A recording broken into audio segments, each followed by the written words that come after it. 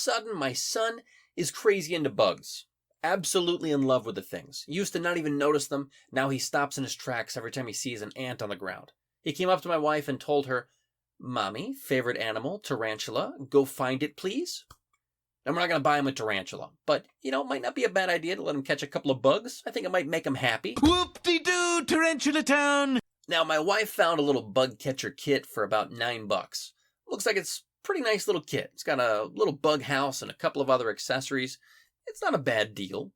But look, I can't help it. When I look at this thing, I think to myself, I could probably make one of those. I could do that. Usually I snap myself out of it. I remember that the price is really, really, really low, whereas the time to design, then print, and assemble is really long, and it just won't be worth it.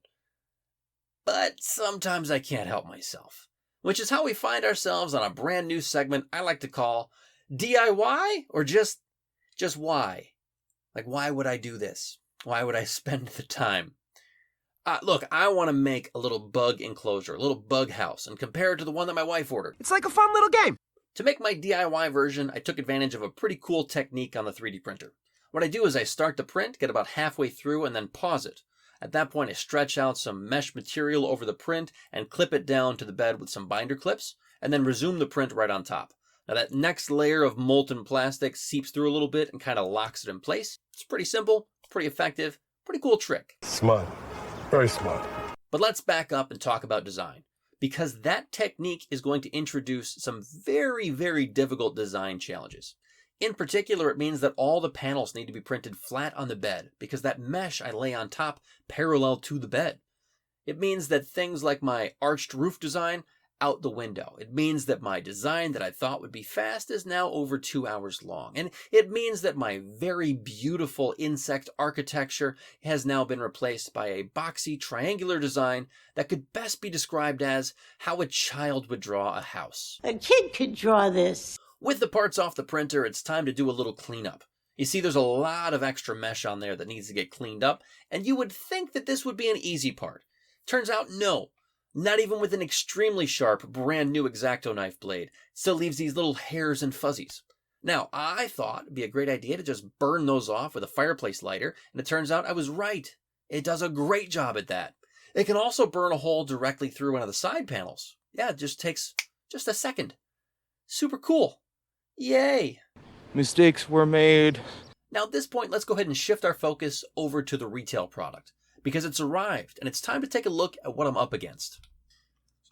So here is that retail product, and it's colorful, it's sturdy, it's got a nice little swing open door here.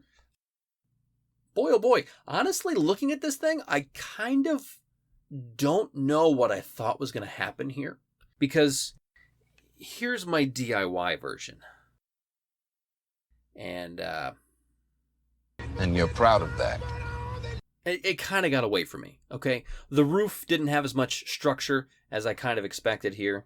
The super glue wasn't holding because the joints aren't quite flat enough or tight enough here. And that meant that I had to use hot glue and then more hot glue and then so much hot glue that now there's hot glue in places I can't get to anymore, which is how you end up with drips like this, both in the front and back here in the back.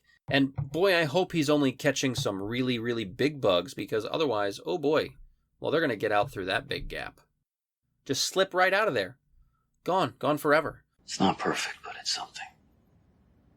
I don't need to tell you which one won, do I? You have eyes. You understand. I did not win. But the technique that I got to use here of using that captive mesh or embedded mesh, that's pretty cool. I like that a lot, and I want to try find more ways to incorporate that into something else later on. Look, I understand. I did not beat the retail product here. Not even close, but I'm really glad that I tried on this one. Maybe next time, right? But speaking of next time, subscribe.